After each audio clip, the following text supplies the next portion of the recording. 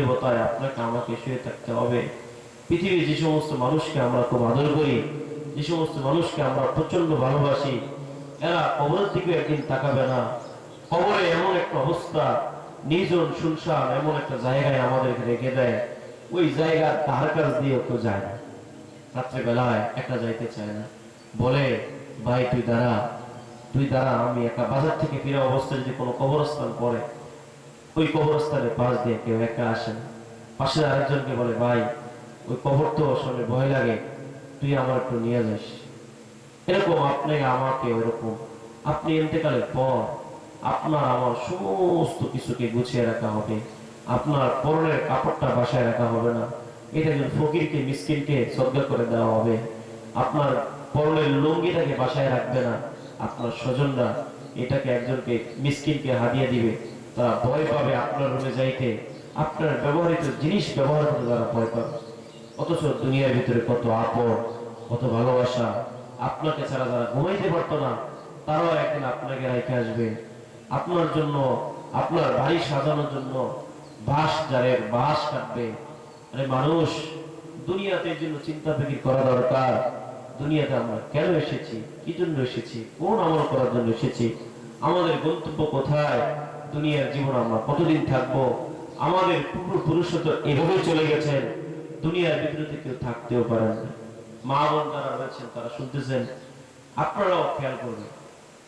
রাসূল করিম সাল্লাল্লাহু আলাইহি ওয়াসাল্লামের কন্যা ফাতেমা রাদিয়াল্লাহু তাআলা আনহা, ফাতেমা রাদিয়াল্লাহু তাআলা আনহা বড় মুত্তাকি বান্দা ছিলেন, বড় মুত্তাকি আল্লাহর বান্দি ছিলেন, যার কারণে তাকে খাতুনে জান্নাহ বলা হয়।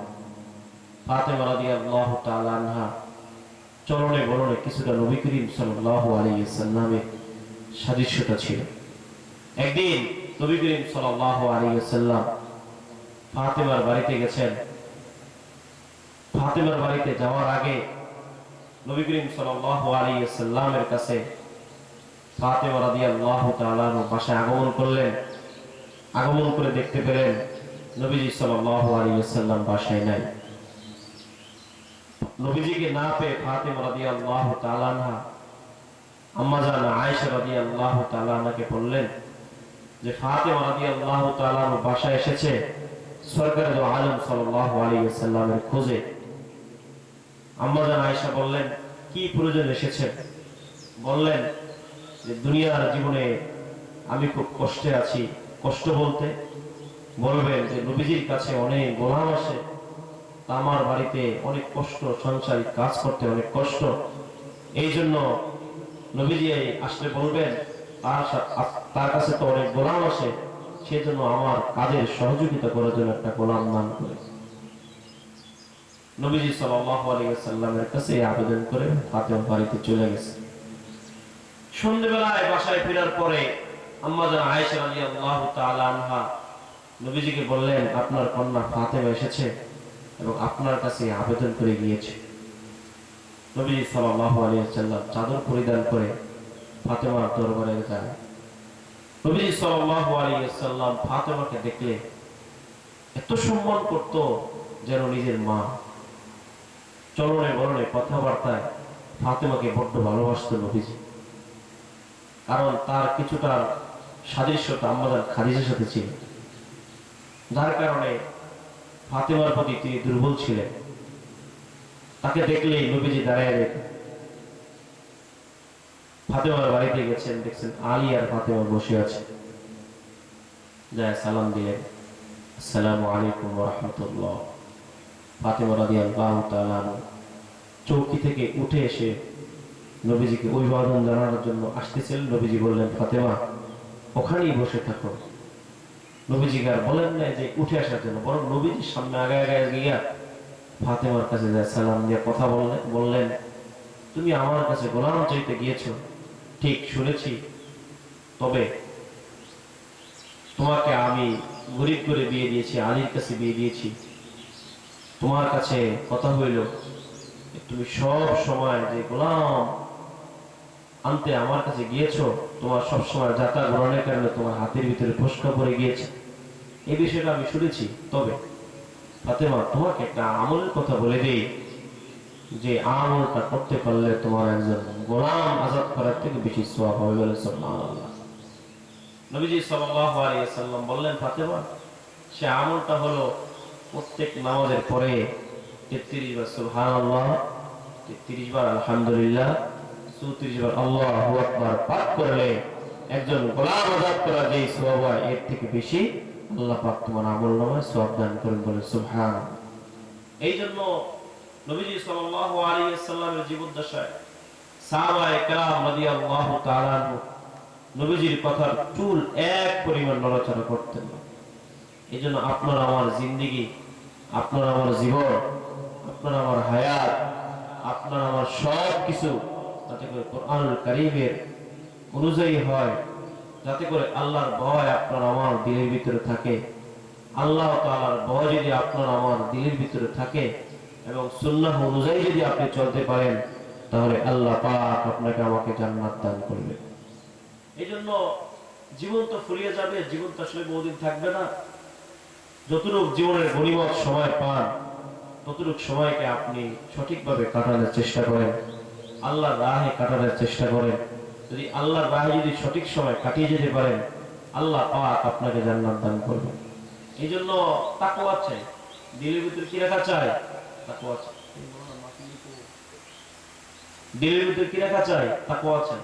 দিলের ভিতরে যদি তাকওয়া থাকতে পারে, তাহলে আল্লাহ পাক আপনাকে আমাকে অবশ্যই অবশ্যই মুত্তাকি বানায় আল্লাহ পাক আপনি আমাকে জান্নাত দান করবেন। দোয়া করি, দোয়া করবেন। 2 দিন কথা বলেছি, কথার ভিতরে ভুল ত্রুটি থাকলে আল্লাহ পাক যেন আমাকে পরে আপনাদের সবাইকে যেন ক্ষমা করে দেয়। দোয়া করি মাসুম ভাই হচ্ছে অনেক কষ্ট করে এই ইসলামী মজলিস সাজায়, আসলে তার দুনিয়াবি যশকৃতি কোনো উদ্দেশ্য না। তিনি চাচ্ছে হক্কানি ওলামায়ে কেরামের মাধ্যমে এই এলাকাকে আলোকিত করতে, এই এলাকাতে সঠিকভাবে দ্বীনের একটা বুঝ তৈরি করতে। আমরা দোয়া করি, আপনারা দোয়া করবেন, চেষ্টা করবেন অর্থ দিয়া, দোয়া দিয়া, যে যেভাবে পারেন সেভাবে তাকে সহযোগিতা করবেন। যদি সহযোগিতা করেন তাহলে এই দ্বীনের একটা বড় অংশ আল্লাহ পাক আপনার আমলনামায় লিখাবে। ইন্তেকালের পর কিছুই থাকবে না, 3টা জিনিস বাকি থাকবে।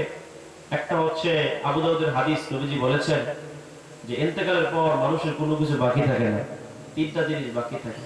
সদকাতুন জারিয়াতুন, সদকা জারিয়া বাকি থাকে, ইলমুন ইনতাফাউ বিহি, উপকারী ইলম বাকি থাকে।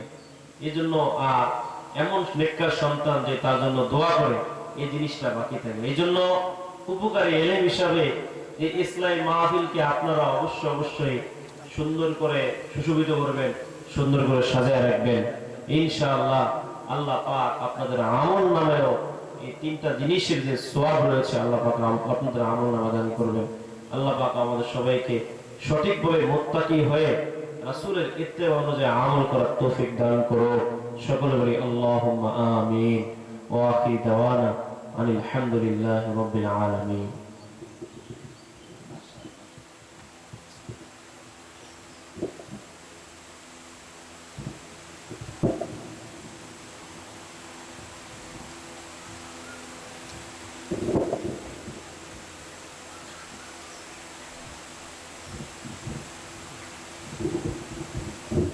জায়গা লাগবে না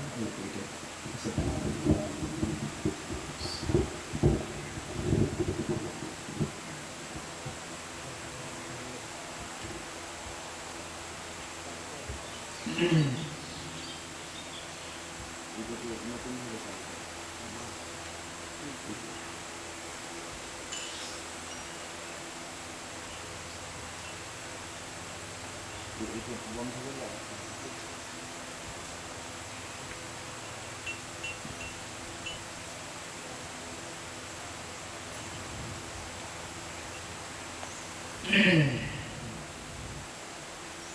আসসালামু আলাইকুম ওয়া রাহমাতুল্লাহি ওয়া বারাকাতুহু।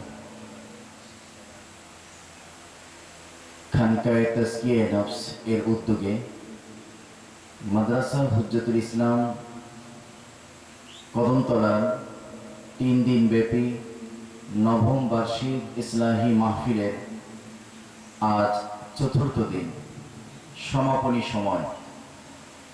অত্যন্ত গুরুত্বপূর্ণ আলোচনা করলেন হযরত মাওলানা মুফতি সাইফুল্লাহ আল মাহমুদ মুহাদ্দিস জামিয়া আরাবিয়া কাসিমুল উলুম মাদ্রাসার যাত্রাবাড়ি ঢাকা অত্যন্ত গুরুত্বপূর্ণ আলোচনা করেছেন। এখনই দোয়া হবে।